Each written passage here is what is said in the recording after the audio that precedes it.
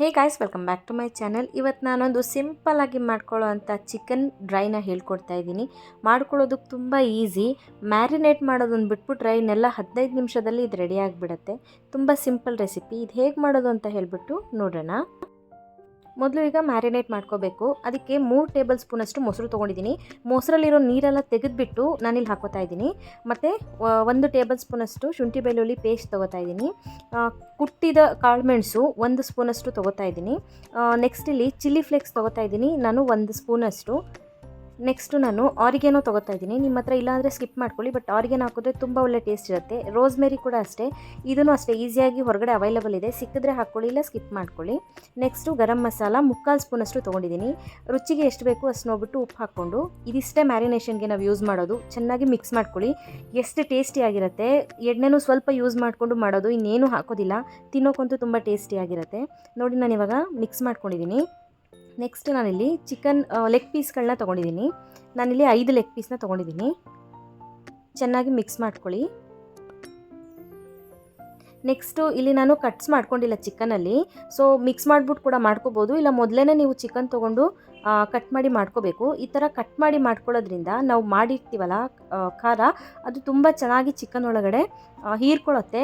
ನಾವು ಫ್ರೈ ಮಾಡ್ಕೊಂಡಾಗ ಚೆನ್ನಾಗಿ ಖಾರ ಹೀರುತ್ತೆ. ಮತ್ತು ತುಂಬ ಹೊತ್ತು ಇದನ್ನು ನೀವು ಮ್ಯಾರಿನೇಟ್ ಮಾಡಿ ಇಡಬೇಕು ಅಂತ ಏನಿಲ್ಲ. ಮ್ಯಾಕ್ಸಿಮಮ್ ಅರ್ಧ ಗಂಟೆ ಸಾಕು.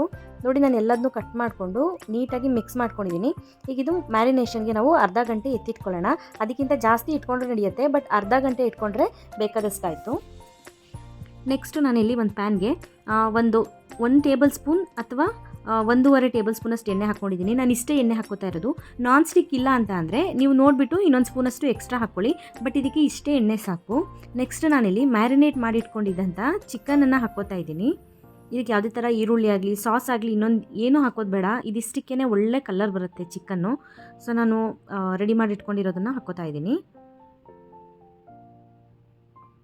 ಸೊ ನಾನಿಲ್ಲಿ ರೆಡಿ ಮಾಡ್ಕೊಂಡಿದ್ದು 5 ಪೀಸ್ನೂ ಇಟ್ಕೊಂಡಿದ್ದೀನಿ. ಅದರಲ್ಲಿ ಮಿಕ್ಕಿದ್ರೆ ಎಕ್ಸ್ಟ್ರಾ ಖಾರ ಹೀಗೆ ಮೇಲ್ಗಡೆ ಹಾಕ್ಬಿಡಿ. ಖಾರ ಎಲ್ಲೂ ವೇಸ್ಟ್ ಮಾಡೋದು ಬೇಡ.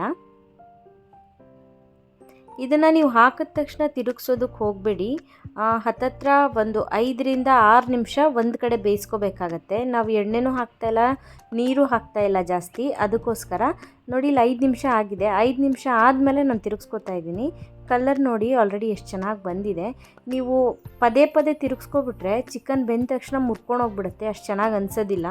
ಅದಕ್ಕೋಸ್ಕರ ನೋಡಿ ಎಲ್ಲದನ್ನು ಈ ಥರ ತಿರುಗಿಸ್ಕೊಳ್ಳಿ.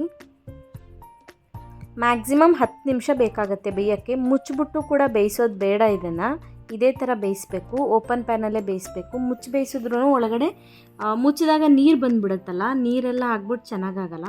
ಸೊ 10 ನಿಮಿಷ ಆದಮೇಲೆ ತೋರಿಸ್ತೀನಿ ನಿಮ್ಗೆ ಇದು ಹೇಗಾಗಿದೆ ಅಂತ ಹೇಳ್ಬಿಟ್ಟು. ನೋಡಿ, ಇದು ಇವಾಗ ಬೆಂದಿದೆ, ನೀಟಾಗಿ ರೆಡಿ ಇದೆ. ತುಂಬ ಟೇಸ್ಟಿಯಾಗಿರುತ್ತೆ, ತುಂಬ ಬೇಗ ರೆಡಿ ಕೂಡ ಆಗುತ್ತೆ.